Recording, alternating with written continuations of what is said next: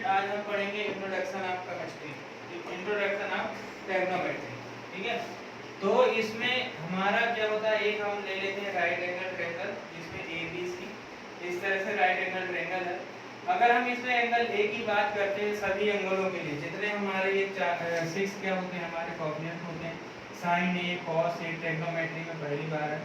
तो ये 6 कोएफिशिएंट होते हैं जिससे हम इनके एंगलों के मान हम निकाल सकते हैं। जैसे साइन ए होता है, साइन ए की बात आती है तो जैसे हमारा क्या होता है, A B upon A C. तो ए साइन ए की अपोजिट अगर हम इसमें बात करते हैं तो साइन ए की अपोजिट यहाँ से अगर इस एंगल की बात करते हैं यहाँ, तो हमारा क्या हो जाएगा, साइन ए की अपोजिट क्या हो जाएगी एंगल हमारा थीटा क्या हो जाएगा, या ए कुछ भी ले लो तो अपोजिट एंगल क्या हो जाएगा, ए बी। ए बी के अपोजिट ए बी हो जाएगी A B upon hypotenuse. Cos A क्या होता है, B C upon A C, base upon hypotenuse. tan क्या होता है, A B upon B C, perpendicular upon base. Cosec जो होता है, कॉसेक क्या होता है, ये होता है हमारा साइन ए का उल्टा होता है कॉसेक। तो हम इसको यहाँ से भी पता कर सकते हैं कि इसका जस्ट अपोजिट कर देंगे तो हमारा क्या हो जाएगा, हाइपोटेन्यूस अपान क्या हो जाएगा, परपेंडिकुलर हो जाएगा। सेक की अगर बात करें तो सेक किसका उल्टा होता है, कॉस का, कॉस अपान 1 अपान सेक ए। तो हमें ये पता होना चाहिए, थोड़ा थोड़ा रेशियो है ये, छोटे छोटे फॉर्मूले। तो इसका क्या होता है, AC अपान BC। तो AC अपान BC क्या हो जाएगा, हाइपोटेन्यूस अपान बेस, ऐसे भी लिख सकते हैं। और इसको cot A, जो cot A होता है tan A का अपोजिट होता है, tan A का अपोजिट क्या हो जाएगा, बेस अपान परपेंडिकुलर हो जाएगा। तो इस तरह से हमारे ये सारे रेशियो पता चल जाएंगे। इनकी सहायता से हम क्या कर सकते हैं, कोई भी हम एंगल की वैल्यू निकाल सकते हैं ट्रायंगल में, किस एंगल को दूसरा। ठीक है, तो ये अगर हमें इन्हें सिंपल सा या लर्न करने का एक तरीका होता है, जैसे हम लिख लेंगे पंडित बद्री प्रसाद, कुछ भी मान लें, या पी बी पी और अपान एच एच बी। तो ये इसको हम ऐसे भी कर सकते हैं, पंडित बद्री प्रसाद हरि हरि बोल। तो पंडित का यहाँ पे साइन, साइन का क्या होता है, परपेंडिकुलर अपान हाइपोटेन्यूस। कॉस का क्या होगा, बेस अपान हाइपोटेन्यूस। tan का क्या होगा, परपेंडिकुलर अपान बेस। अब नीचे से चलते हैं, कॉसेक का क्या होगा, हाइपोटेन्यूस अपान परपेंडिकुलर। सेक का क्या होगा, हाइपोटेन्यूस अपान बेस। और कॉट का क्या होगा, बेस अपान परपेंडिकुलर। तो हमें अगर इनको नहीं याद करना है, A B upon B C, B C upon A C, तो ये वो बहुत लेंदी लगे, तो हम इसको शॉर्टकट में इसको लर्न कर सकते हैं। और हमें ये अगर ये याद है ना शॉर्टकट, तो हम इनके ऊपर साइन कॉस टैन कॉसेक से कॉट लिख करके हम कोई भी तीनों में रेशियो में फॉर्मूला निकाल सकते हैं। तो ये बहुत ही इजी वे है और इसका इंट्रोडक्शन ऑफ केमिस्ट्री का सबसे आसान तरीका, इसको लर्न कर लेना। इसको लर्न करो या ना लर्न करो, अपोजिट साइड एडजेसेंट एंगल क्या होता है तो उससे ये आएंगी। तो ये रेशियो होता है। ठीक है, अभी मैं कुछ और फॉर्मूले बताऊंगा कि साइन tan ए की वैल्यू होती है sign A upon cos A, cos A की वैल्यू क्या होती है। तो इस तरह से कुछ फॉर्मूले होते हैं, जैसे मैंने यहाँ पे एक होता फॉर्मूला tan ए की वैल्यू क्या होती है, sign A upon cos A होता है। और अगर हम कॉट की बात करते हैं, यही उसका उल्टा हो जाएगा, कॉस ए अपान साइन ए होता है। तो इस तरह से इसमें ए लगा। ठीक है, किसकी बात हो रही है, एंगल ए की। इस तरह से ये भी फॉर्मूला होता है, इस तरह से हम कर सकते हैं। ठीक है, तो अगर हम sine cos tan cos x से पार्ट में एक निश्चित इनकी वैल्यू होती है, साइन ए में 0 डिग्री की क्या वैल्यू होती है, साइन 30 में इसकी क्या वैल्यू होती है, साइन 45 में। तो हम अगर बात करें तो साइन 0 की वैल्यू क्या होती है, 0 होती है। ठीक है, और साइन 30 की वैल्यू क्या होती है, 1/2 होती है। और इसमें इसका भाग में एक ट्रिक होती है, अगर हम 4/4 का डिवाइड करें और फिर उसमें क्या करें, मल्टीप्लाई करें, तो ये हमें आता है। तो ठीक है, 1/2 होती है। तो हम अगर सीधे से लर्न कर लें तो ज़्यादा बेटर रहेगा। ये क्या होती है, बार बार ट्रिक भूल जाती है। तो हमें साइन ए की वैल्यू क्या होती है, 0 होती है, और 1/2 1/√2 और ये √3/2 होती है। और इसकी वैल्यू क्या होती है, ये 1 होती है। जैसे उसमें भाग जैसे तो 90 की 1 होती है। और जस्ट इसका साइन इसका अपोजिट होता है, तो हम इसमें कॉस की वैल्यू क्या हो जाएगी, इसमें 1 हो जाएगी, और इसमें क्या हो जाएगी, इधर से लिखना स्टार्ट करते हैं तो √3/2 हो जाएगी।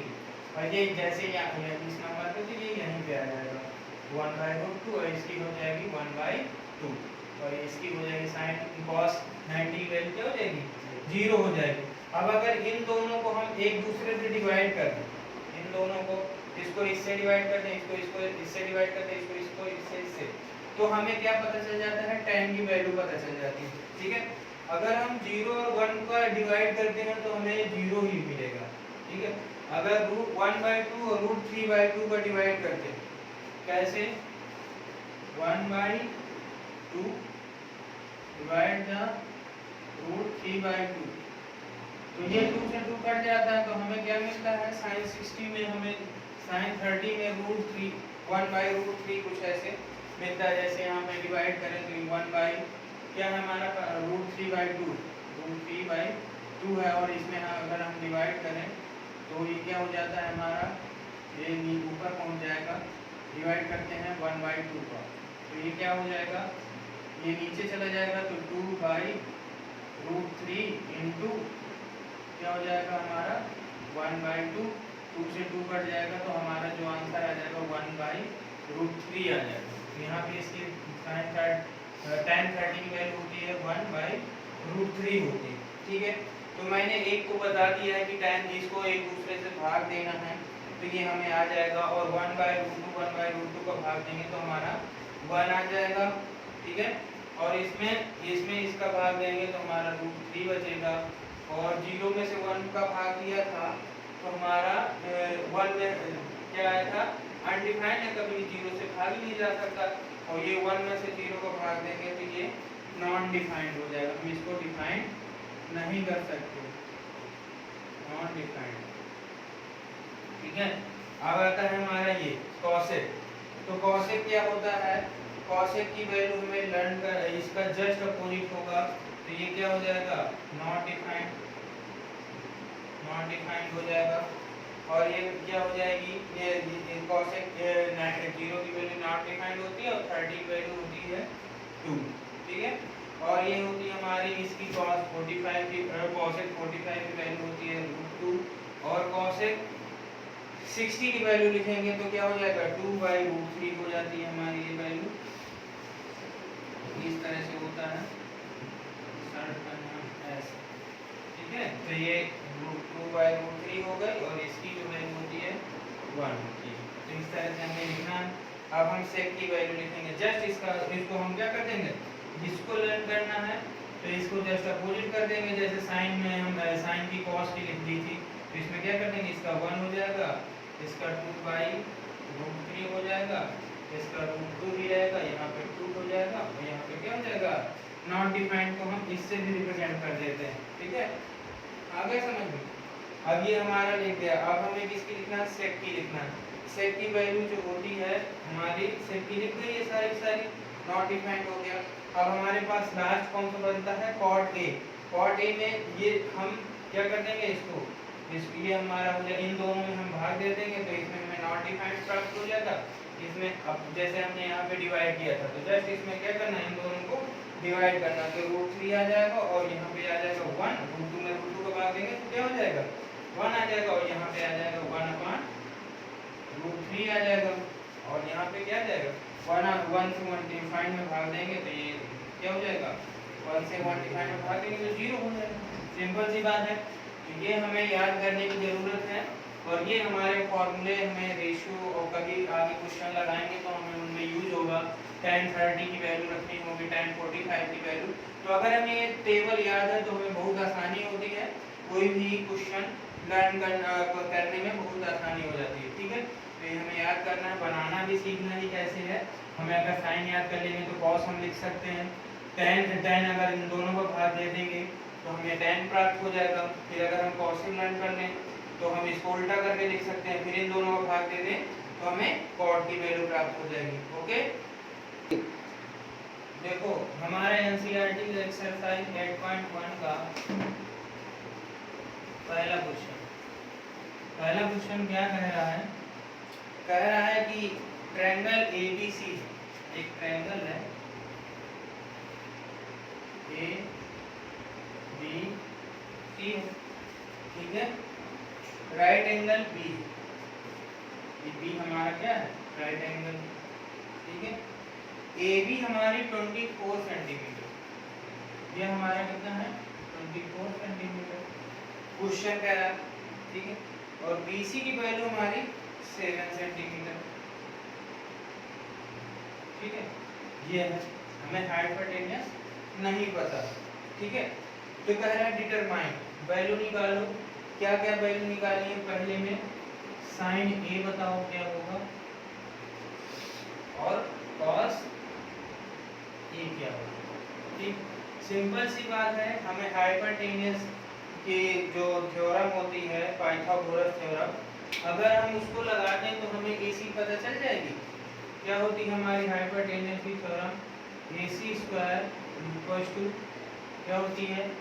AB square plus BC square. ठीक, ये होती है। अगर हम इसमें रख देते हैं AC हमें नहीं पता है, AC square equals to AB हमें पता है 24 का स्क्वायर, 24 का स्क्वायर प्लस 7 का स्क्वायर।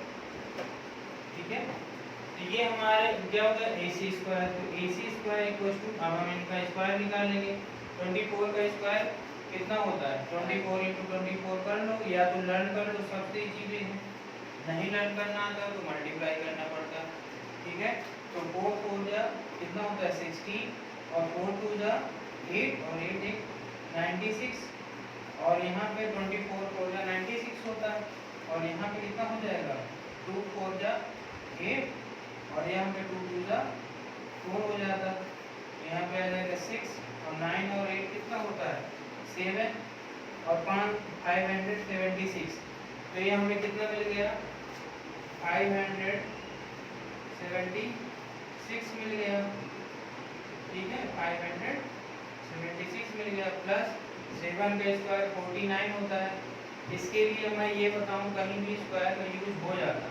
अगर हम मेंसुरेशन में चलेंगे वहाँ भी स्क्वायर और रूट का बहुत ज़्यादा यूज, अगर आप उसको याद कर लेते हैं तो बहुत सही रहेगा, आपको मल्टीप्लाई और उसके टाइम से बच सकते हैं। ठीक है, तो अब ये हमारा 576 है प्लस 49 है, इसको हम ऐड करेंगे तो AC स्क्वायर इक्वल टू क्या हो जाएगा? 9 और 6 कितना हो जाएगा? 5 कैरी 1, 4 और 7 और 4 कितना हो जाएगा? 11 और 11 और 1 कैरी, तो क्या हो जाएगा? 12। क्या 12 की 2 आ जाएगा और 5 और 625 आ जाएगा। 625 हमें मालूम है 25 का स्क्वायर होता है। 25 का स्क्वायर क्या होता है? 625 होता है। तुम्हें लर्न करना चाहिए, बार बार मल्टीप्लाई करना नहीं है। ठीक है, तो AC की वैल्यू क्या हो जाएगी? इसमें रूट लगा देंगे, तो ये क्या हो जाएगा? हमारा इसमें रूट लग जाएगा 625 में, तो AC की वैल्यू आ जाएगी हमारी, क्या आ जाएगी? AC की वैल्यू हमारी आ जाएगी 25।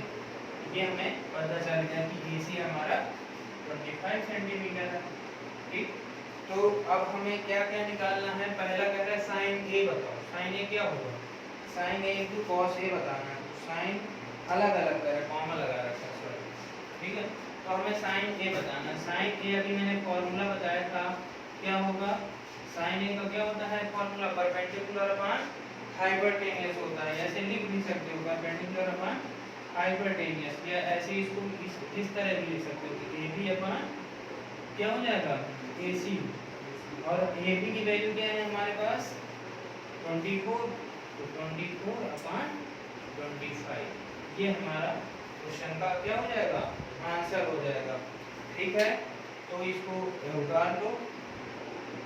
ठीक, अब हम cos A की, अब यहाँ पर जगह तो है नहीं, तो इसको हम इरेज करके फिर बताएंगे। देखिए, तो ये हमारा ये वैल्यू आएगी, लेकिन हमने इसको ध्यान नहीं दिया कि हमें कौन सा एंगल लेना है, हमें किस एंगल की बात कर रहा है। मैं पहले भी बताया था, एंगल जिसकी बात कर रहा है उसके सामने वाली भुजा क्या होती है? परपेंडिकुलर होती है। तो इसके सामने की भुजा की बात कर रहा है, तो हम क्या कर देंगे? परपेंडिकुलर अपॉन हाइपोटेन्यूस होता है, तो परपेंडिकुलर हमारा इसमें क्या हो जाएगा? BC हो जाएगा। क्या हो जाएगा? BC अपॉन AC हो जाएगा, तो इसमें 7/25 हो जाएगा। ठीक है, तो इस चीज का विशेष ध्यान देना, आते हुए भी क्वेश्चन को हम गलत कर सकते हैं, तो इसको हमें ऐसे करना है। ठीक है, अब cos A निकालना है। cos A क्या होता है हमारा? बेस अपॉन परपेंडिकुलर, तो बेस इसमें क्या हो जाएगा? हमारा बेस हो जाएगा इसमें हमारा, ये तो परपेंडिकुलर था, तो ये हमारा बेस हो जाएगा। क्योंकि ये हाइपरटेनियस है तो हमारा क्या हो जाता है, बेस हमारा हाइपरटेनियस। तो बेस क्या है हमारा 24, तो 24 अपॉन 25। तो ये मैंने पहला क्वेश्चन करवा दिया, तो ये हमारा हो गया। ठीक है, अब हमारा सेकेंड भी है तो उसको भी हम उसी तरीके से कर लेंगे। तो मैं इसको रेज कर देता हूँ, सारी वैल्यू तुरंत निकल के आ जाएंगी। ठीक है, तो जो सेकेंड क्वेश्चन है हमारा साइन सी पूछ रहा है। अब देखो इसमें हमें एंगल बदल है, साइन सी और कॉस सी। अब हमें इस एंगल की बात करना है, इस एंगल को, अगर ये साइन सी या थीटा कुछ भी माने, इस एंगल की बात कर रहा है, तो इसके लिए ये क्या हो जाएगा, परपेंडिकुलर हो जाएगा। तो साइन सी हम लिखेंगे, तो साइन सी की वैल्यू क्या हो जाएगी, साइन सी परपेंडिकुलर। ये हो गया हमारा। अभी तक तो हमें इस एंगल की बात हो रही थी, अब हमें साइन सी की बात कर रहा है। तो साइन सी निकालने के लिए हम क्या करेंगे, परपेंडिकुलर हमारा ये हो जाएगा, तो परपेंडिकुलर अपॉन हाइपरटेनियस होता है। इसको हम ऐसे भी लिख सकते हैं, AB अपॉन क्या हो जाएगा, AC। तो हमारा क्या आ जाएगा, इसका 24 अपॉन 25 आ जाएगा। और अगला हमें निकालना है, तो हम यहाँ पे इसको इरेज कर देंगे। ठीक है, तो ये हमें cos c निकालना है। cos c क्या होता है हमारा, sin cos tan। cos क्या होता है हमारा, बेस अपॉन हाइपरटेनियस। और इसमें बेस क्या है हमारा, इस एंगल की बात हो रही है, तो ये हाइपरटेनियस हो गया, तो ये हमारा बेस हो गया। तो CD अपॉन क्या हो जाएगा, AC। तो ये हमारा आ जाएगा 7/25। तो ये हमारा पहला क्वेश्चन NCERT का जो है ये हो गया। हमें सदैव ध्यान देना है कि किस एंगल की बात हो रही है, उसको हमें सदैव ध्यान में रखना। जिस एंगल की बात हो रही है उसको उसके सामने की जो भुजा होगी या साइड होगी वो हमें क्या होगी, परपेंडिकुलर मानना है। ठीक है, और हाइपरटेनियस, इस तरह से हमें क्वेश्चन कर लेना है। बहुत ही आसान एक्सरसाइज है। ठीक है, तो हम इसको आगे करते रहेंगे।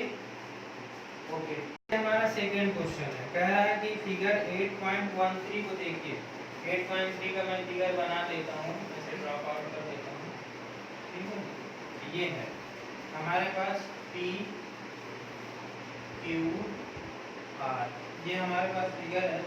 इसकी हाइट दे रखा है 12 सेंटीमीटर, 13 सेंटीमीटर, और हमें निकालनी है। और इसको ट्रायंगल को राइट एंगल ट्रायंगल दे रखा है, क्योंकि एक राइट एंगल ट्रायंगल है। और हमें फाइंड क्या करना है, हमें फाइंड करना है,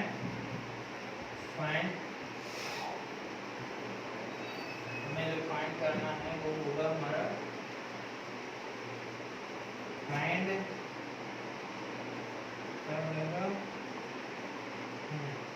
tan P minus cot R।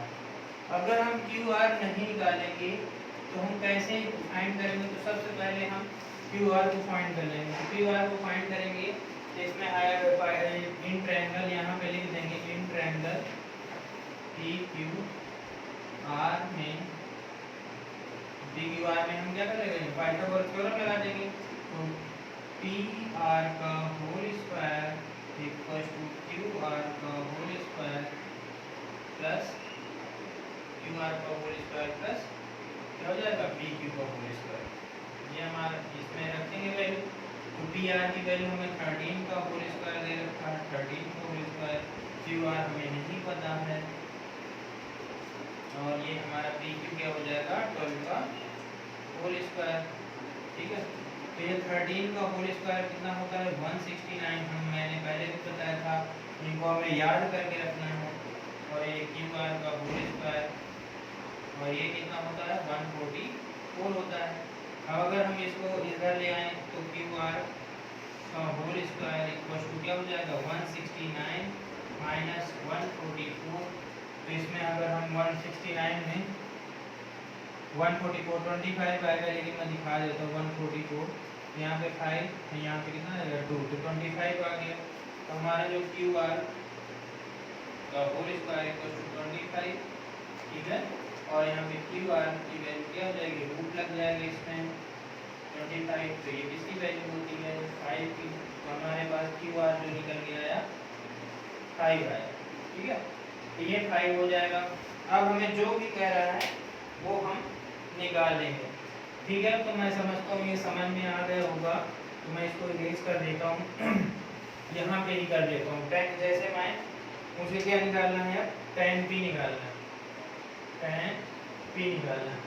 अब मैं इसको यहाँ से देखूंगा। ठीक है, ये परपेंडिकुलर हो जाएगी। टेन का फॉर्मूला क्या होता है, बेस अपॉन परपेंडिकुलर होता है। परपेंडिकुलर अपॉन बेस होता है, क्या होता है, हाँ, तो परपेंडिकुलर अपॉन बेस होता है। परपेंडिकुलर अपॉन बेस होता है, तो हमारा परपेंडिकुलर क्या हो गया, Q R upon P Q. Q R की वैल्यू है 5 अपॉन 12, ये हो जाएगा हमारा परपेंडिकुलर अपॉन बेस, परपेंडिकुलर हाँ अपॉन बेस, सही। ठीक है, इस तरह से हम इसको निकाल लेंगे हम, और tan p और वो एक एंगल और पूछ रहा था उसको भी निकाल लेंगे, फिर उसमें रख देंगे और माइनस कर देंगे, तो हमारा आंसर आ जाएगा। अब हमारा क्या पूछ रहा है, cot r। ठीक है, तो cot r निकालेंगे। cot r क्या हो जाएगा हमारा, r यहाँ से देखना है, इस एंगल से देखना है, तो ये क्या हो जाएगा हमारा परपेंडिकुलर हो जाएगा। cot की वैल्यू क्या होती है, sin cos tan, cosec से cot, cot का क्या होता है बेस अपॉन परपेंडिकुलर। शॉर्टकट में मैं लिख देता हूँ बेस अपॉन परपेंडिकुलर, और यहाँ पे बेस क्या है हमारा, यहाँ से देखेंगे तो बेस जो हमारा हो जाएगा क्यू आर, और हमारा परपेंडिकुलर हो जाएगा पी क्यू। तो हमारे पास क्या जाएगा 12 अपॉन क्यू आर की वैल्यू 5 अपॉन 12। अब हमें ये निकालना था tan p माइनस और r, इसमें रख देंगे 5 अपॉन 12 माइनस 5 अपॉन 12 हट जाएगा, इसकी वैल्यू क्या आ जाएगी, 0 आ जाएगी। ठीक है, तो ये मैं समझता हूँ कि आपको समझ में आया होगा, और ऐसे ही हम क्वेश्चनों को करते रहेंगे। आप इस चैनल को सब्सक्राइब करिए, शेयर करिए और लाइक करिए।